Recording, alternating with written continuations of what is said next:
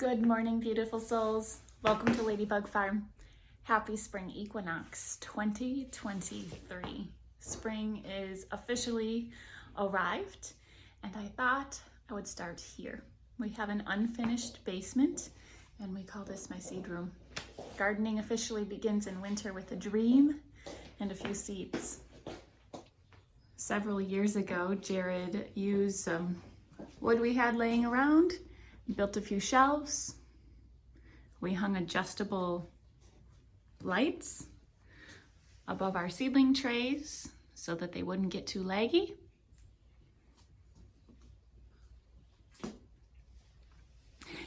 And then we put them over what we were hoping would be our future. It was supposed to be our kitchen sink. Code wouldn't allow a reuse sink. So we thought maybe we'd make it a bathroom sink or an outdoor kitchen sink someday.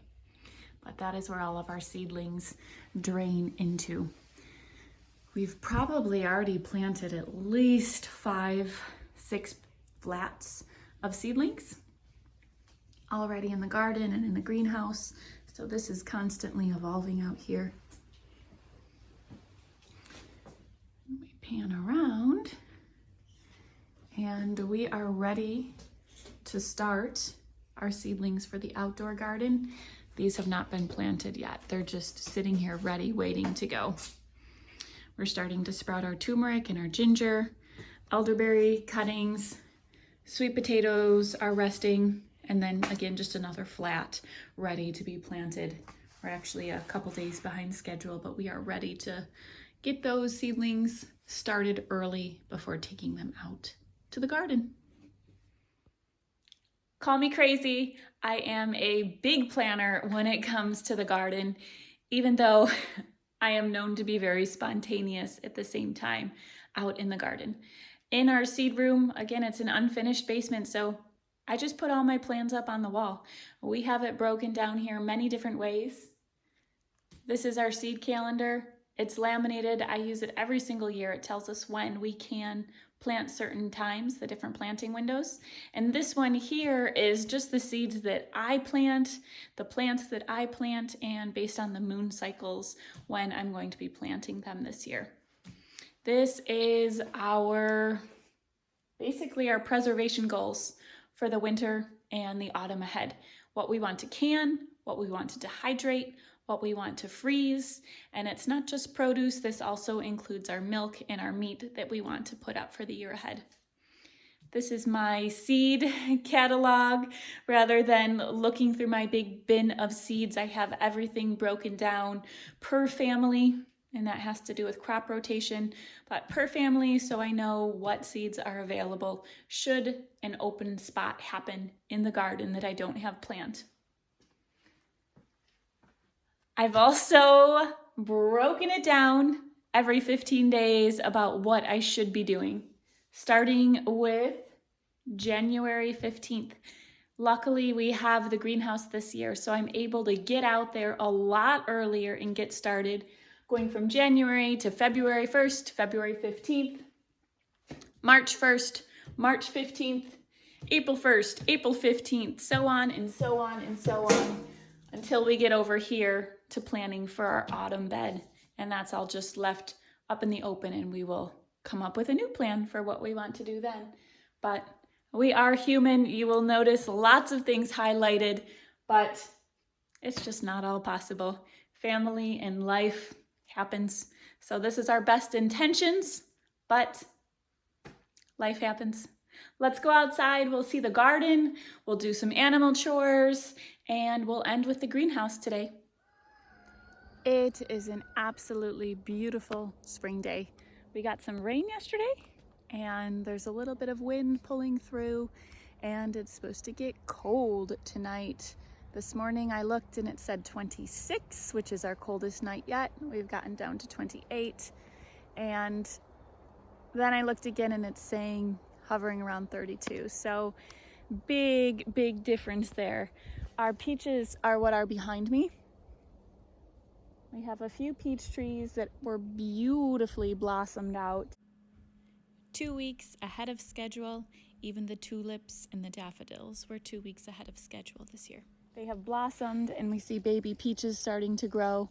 And down to 28, peaches can handle it. But once it gets to be 27, there's a loss. So right here, you can't quite see if it's going to be a loss or not. We're going to play ahead and see. But the nights ahead have lows of 26 again. So it is looking like it will be another 100% peach loss for us, which is a bummer. But those spring nights are also, those early spring days are also so wonderful. So give and take. Walking into the garden, our kiwi vines just started to have some foliage, and they were nipped by the frost. The nice thing is that they will return back with their foliage. As to where the peaches, if they drop their fruit, there's no chance we're going to get a harvest again with those. We're heading into the ducks, and we're going to take a peek at the blueberries. You can see we have baby blueberries that started to form. We have a mix of southern highbush and rabbit eye. We have some blossoms that have a tight bud that have not been affected yet. And then we have some that blossomed out, which is a little bit more tender. Those blossoms have been damaged, not allowing the bees to pollinate, so those will not produce fruit. And so far, we have not had the fruit of the blueberry damaged, but with the 26-degree night coming up, I'm afraid we will lose all these blueberries too. One nice thing behind me all along here and all along the side edge of the garden, we have a bunch of elderberries. So those are not affected by the frost, which is really nice. They're green foliage days and their flowers won't come out for a wee bit. So we still have big elderberry harvests regardless of the frost, but it looks like blueberries are going to be hit again this year. It's a fun thing that my children have been working on. Digging, digging, digging.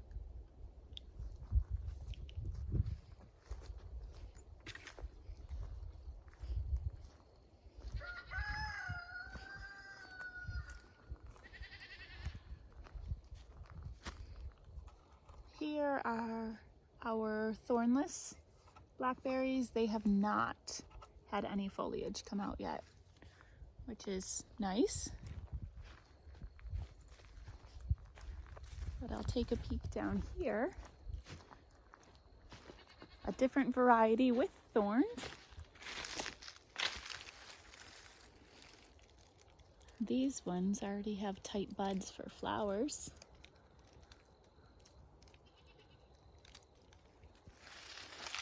Same thing with our raspberries.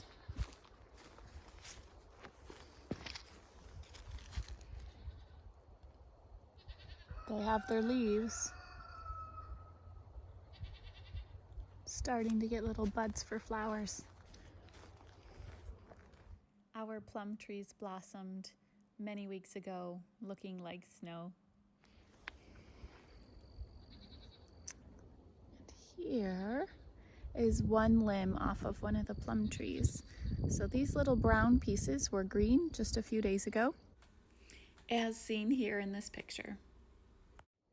Then we had 28-degree nights, and it must have gotten it. My house said 28 degrees.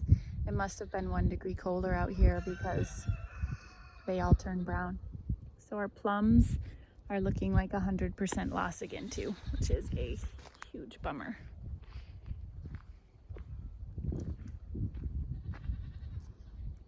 In the herb garden behind me, green is poking up all around. We have a lot of medicinals in here. I make a lot of tea, so there's all sorts of different varieties of herbs all around. Our Mary Washington asparagus bed was burned a few weeks ago, and you can see asparagus started to come up, but it got so cold that it's flaccid. That's not good.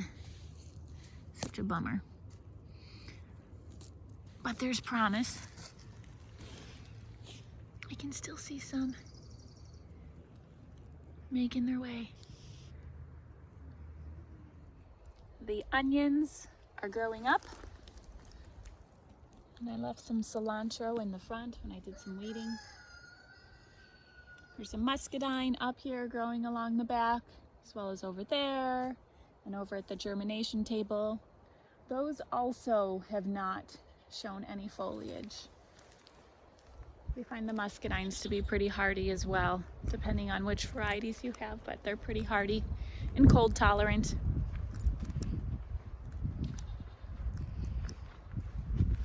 The cover crop is coming up lovely. The peas are starting to really pop.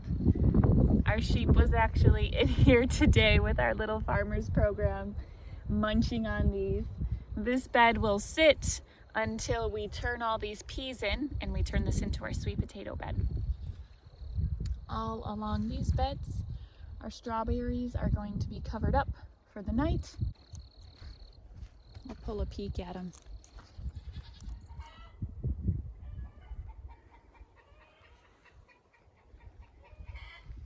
We may get our first strawberry harvest this week. We keep the covers on a lot, and the ducks are now kept in. But our peacock still loves strawberries too. So we're learning how to share. You can see that we did have some damage. That is from the frost, where that fruit simply won't develop. So there will be a little bit of a harvest and then a period of time without strawberries. And it's going to depend on the frost in the upcoming weeks. But there's still hope, because that is a beautiful strawberry blossom. And I can see some more strawberry blossoms down the row. So time will tell. There's another damaged one. Panning around from the opposite side of those strawberries, we have our hardneck garlic. This is a variety from my dad up in New York, and we've been saving the cloves for many years. Hopefully we'll have a nice harvest this summer. Also behind me, these beds aren't quite empty. They are filled with potatoes planted by our little farmers group. Collards and shallots and horseradish are still in here. This is my daughter's bed she planted with wildflowers several years ago.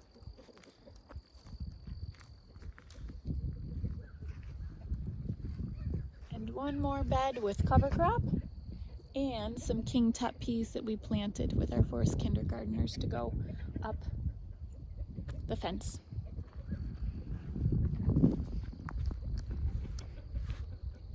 This whole bed here has been planted with asparagus too, but different from the asparagus you just saw right up in that garden bed. This is a hybrid asparagus that's all male. It's a Jersey variety, and we have burned this bed twice as well. We're trying that for the first year rather than hand weeding because it gets so many weeds. Moving on to morning chores. Our first silvopasture is resting right now. The pigs were just in here and they did an excellent job rooting. We put cover crop down last winter that had a lot of turnips in there and radishes, daikon radishes, and this right here was hard packed clay, and they went in and rooted it all up. And just a few days ago when it rained, we seeded it.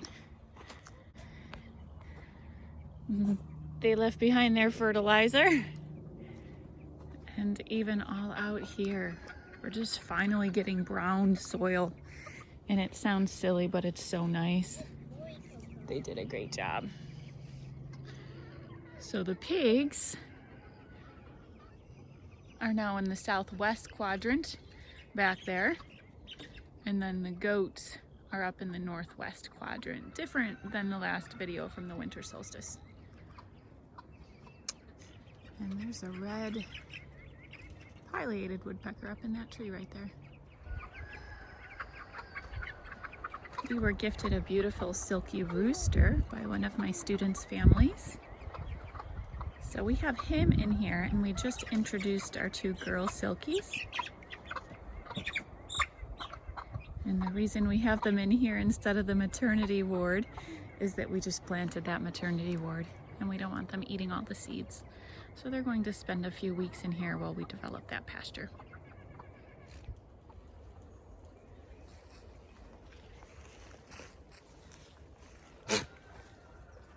Gesundheit.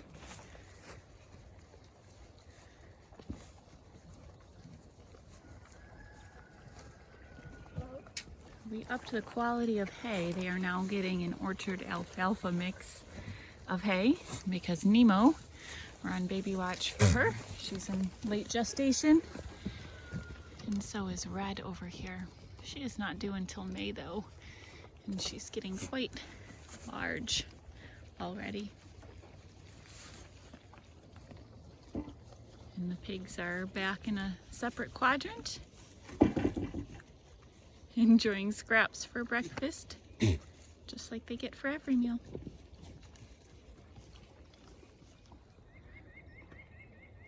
I am traveling down to get animal feed, and despite redoing the fence line last year and making higher fences, we still have chickens that can get out. And it looks like Mr. Nilsson's putting on a show for us. I never thought I'd be privileged enough to know what the backside of a peacock looks like. But here we are. Good morning, Mr. Nilsson. What you doing?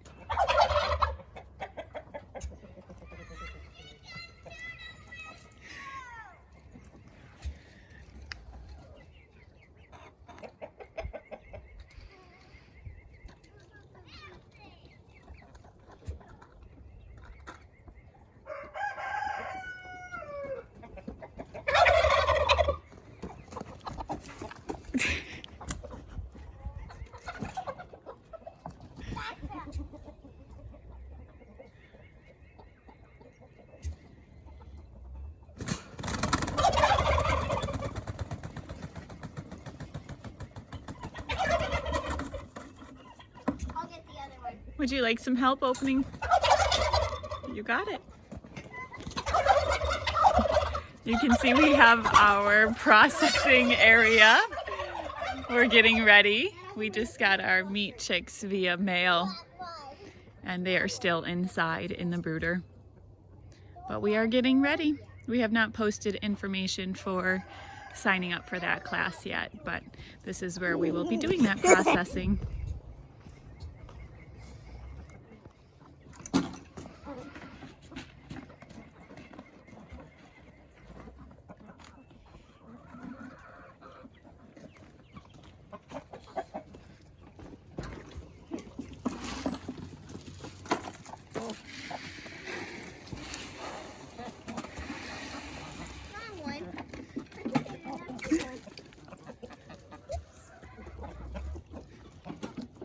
They don't have to fight with the pigs now that the pigs aren't in there.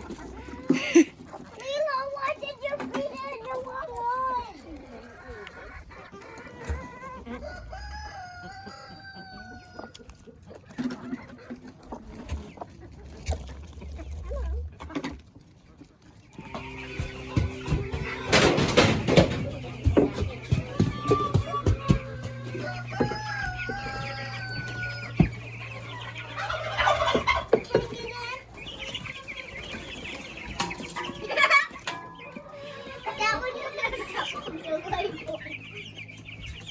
They have grown beastly in just a few weeks.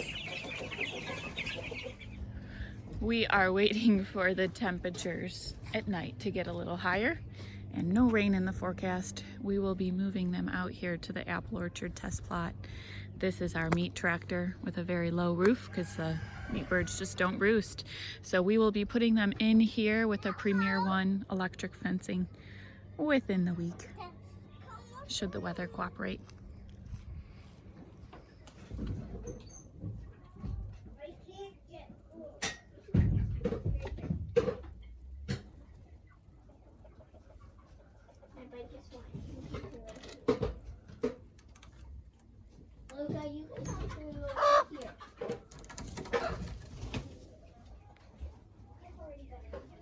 ready to head into the greenhouse.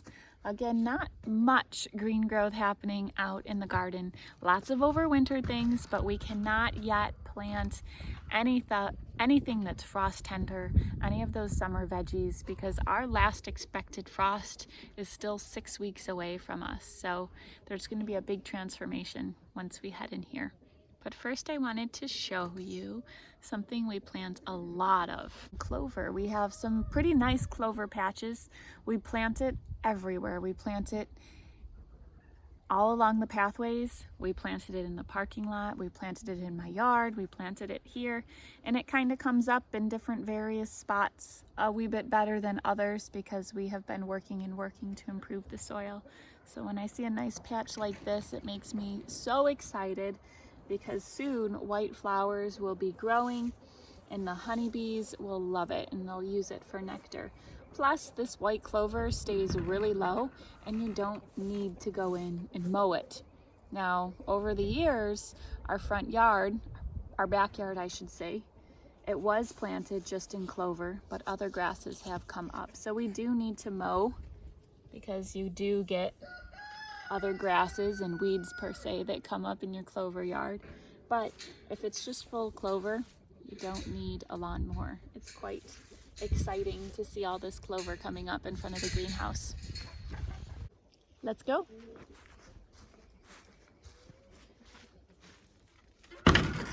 I could not enter again without giving a big thanks to NRCS. They helped with the funding for the actual structure of the greenhouse. And then our greenhouse was designed to be child-friendly and wheelchair accessible, and that was helped and created with the support of many, many people on GoFundMe and many people who came out for goat cuddling several years back, and we put all that money in towards these garden beds.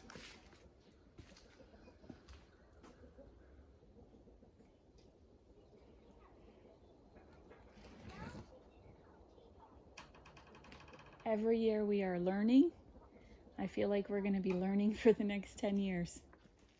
I am taking you back in time to earlier this morning for early morning chores. Controlling these sidewalls as well as the low tunnels with the plastic covering you see me taking off here has been key to allowing us to steer clear of this frost. Also, on sunny days, this greenhouse heats up to 100 degrees by 10 o'clock if we don't control those things. So we are really learning to constantly be watching the sun, watching the interior temperatures, and trying our best to control these interior temperatures as well as keep the moisture down for maximum plant growth.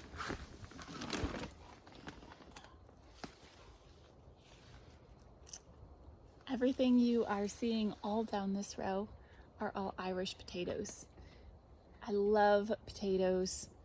They grow so well where we're from up in New York, and we really struggle growing them out in the garden beds here. And it seems also that every year we plant them and they die back about 3 times from frost. And then we get the Colorado potato beetle, and our soil just isn't grown up yet and developed enough yet to have enough nutrients as to where these potatoes here, they have some pretty ideal living conditions. Their leaves are not getting wet from rain.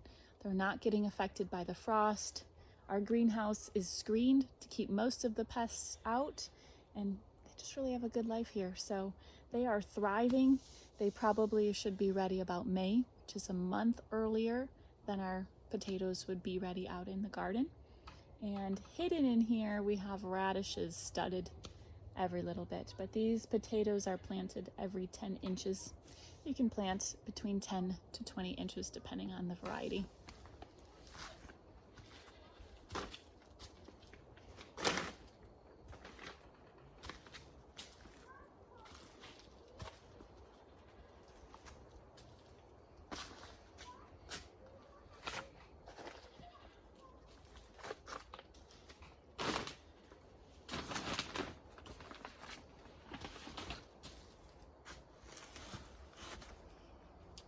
You can see we have pots at the ready because some of these plants will not take a frost.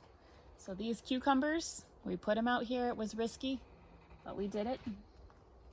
These cucumbers do not need cross-pollination in this screen greenhouse. We bought some special seeds from Johnny's. They thrive in here, so those need to be protected and covered every night.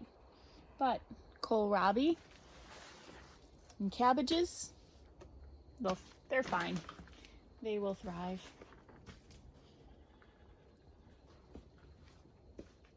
Our goji berry is insane. I am cutting this back actually and feeding it to the goats every couple weeks. And we just had a huge amount of ladybugs hatching. And if you look up towards the roof, their larvae are all up in there. We've been releasing them. And it has been absolutely incredible to compare the amount of aphids we had last year to the amount of aphids we have this year is barely there, because these ladybugs have done such an amazing job. And they're staying contained in the greenhouse because we have screened it in.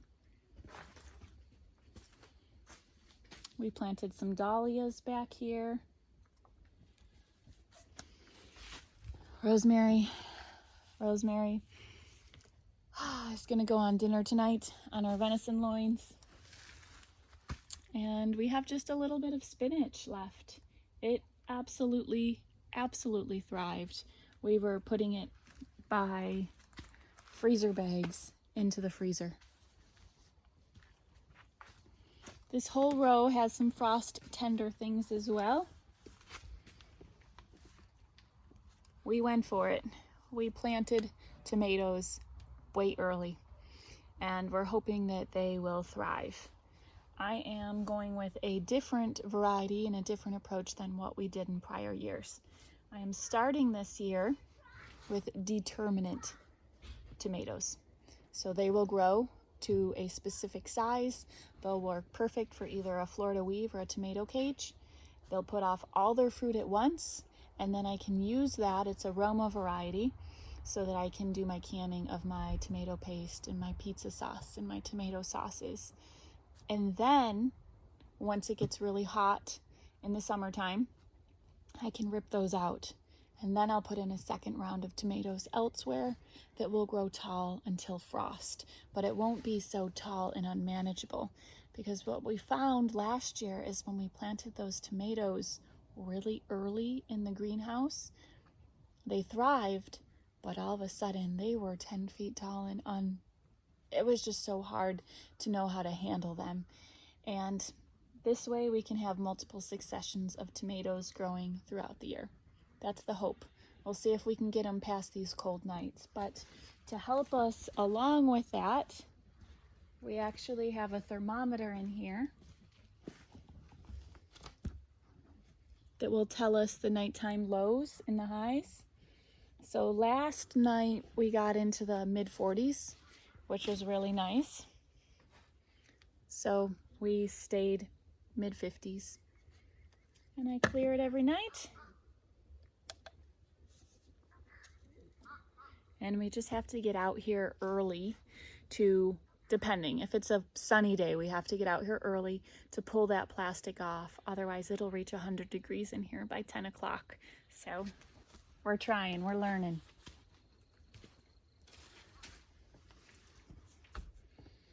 We have a whole bunch of stevia growing, and this is stevia that was donated to us by a friend who, they actually grow stevia in their greenhouses commercially down in South Carolina, and we have just let these self-seed themselves every year and regrow. And then I use that in a lot of the teas. I serve teas in my forest kindergarten, my forest homeschool, and my little farmers, and my tea time in the greenhouse. So this is a great way to have the tea sweetened up. You only need a few leaves. There's also some lemongrass that I have planted back here. I've tried lemongrass outside unsuccessfully, and I tried it in here last year, but it quickly got shaded out by some of the other plants. So I'm learning to give plants a little bit more space in here.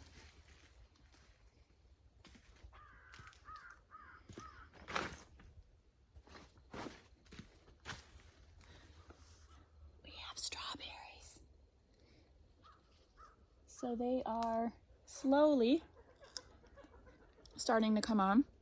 Strawberries will improve their yield if we add pollinators, but they will still fruit even without pollinators, just not as abundantly. So my children have been coming in and trying to self-pollinate all the flowers, and they think that they're doing it all themselves because I did not tell them they're self-pollinating. So it's been really beautiful to see that process happen. We have kale, we have Swiss chard. I cut one of those Swiss chards off. They're huge. This is absolutely incredible. So different than what we can grow out in the garden, and I think that is simply because the soil in here is so deep and it's so much richer than we've ever had before. So I'm very thankful for that. We have wood chips and wood on the bottom, and then Brooks Contractors delivered us compost mixed with sand and with clay in a specific ratio. We've added peat moss and vermiculite. It's just a really, really healthy soil. Just goes to show, grow soil, then grow your food. We have a few pomegranate trees that we potted up that arrived to us bare root from Ison Nursery. They'll go out into the garden in a wee bit. And these are all carrots. They were planted by our forest kindergartners, which means this has been thinned out at least 4 times because they planted the seed so closely. The important thing was they planted the seed. But they are still very tiny.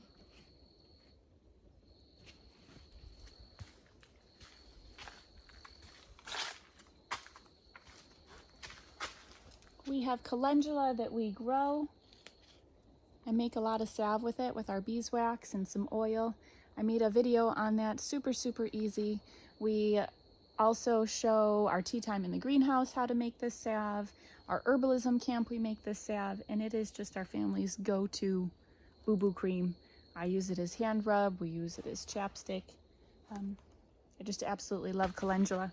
We do have an issue with aphids in here, so we have noticed that the ladybugs keep those aphids in check, and I don't know if it's a trap plant in terms of the aphids going here instead of the plants, but that's kind of what seems to be.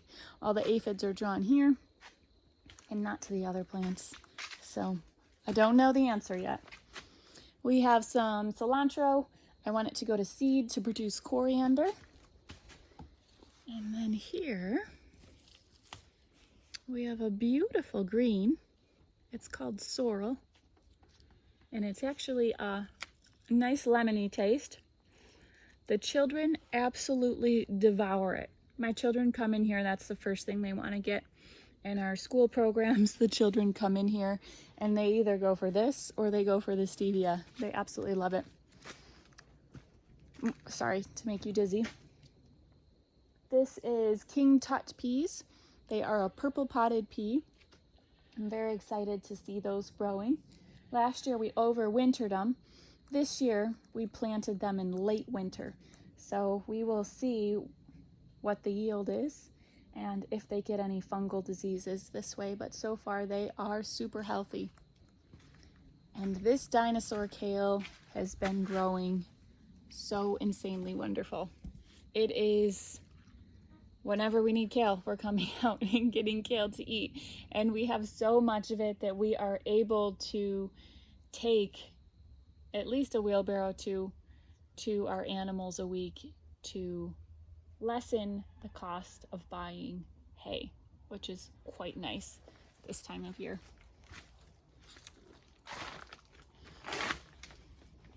We had tomatoes growing in this garden bed last year. I didn't plan to have tomatoes growing here because of crop rotation, but they self-seeded themselves and I don't have the heart to take it out. But it's quite a beautiful one. This one is an indeterminate variety. These all were indeterminate. We will see if they make it through the cold nights ahead. And last but not least in our greenhouse, this is our square foot gardening demo bed. Our forest homeschool and our tea time in the greenhouse planned this bed, planted this bed. They each designed a square foot, came together, And we have a whole bunch of different varieties in here. We have carrots. You want about 16 carrots per square foot. Kohlrabi, so much kohlrabi. The children in my forest school love kohlrabi. We have 2 kohlrabis per square foot, 4 lettuces per square foot, 2 kale per square foot, and cucumber. Technically, cucumber can be 2 per square foot, but with all the condensation, I didn't want fungal spores developing and harming the leaves. So I planted the cucumbers 1 per square foot. And as soon as we are past that risk of frost, these behind me will get a trellis so that hopefully we can walk right under here and just pick our cucumbers. That's the thought. That's the goal. On this side of the garden bed, we have beets planted. Those are 9 per square foot, but when our first sowing did not go through, we studded some radishes. Asian greens are 2 per square foot, and more kohlrabi. Beans are 4 per square foot, and those are a pole bean. They're actually the yard-long beans. They are beautiful, long purple beans, and hopefully we'll get them to grow up and over this trellis so that you can come walk underneath and pick some beans to eat. Nasturtium flowers are also planted here. Beautiful companion, also edible as well. And this back row, the north side, does not have anything planted yet. There are a lot of peppers and tomatoes that the children planted, and I want to get past these cold nights just to guarantee that they're going to have some success with what they've been growing. That is a quick walk around our garden, Spring Equinox 2023. Thank you for joining me. Hopefully we can see you here on the farm, and I hope you have a magical spring ahead.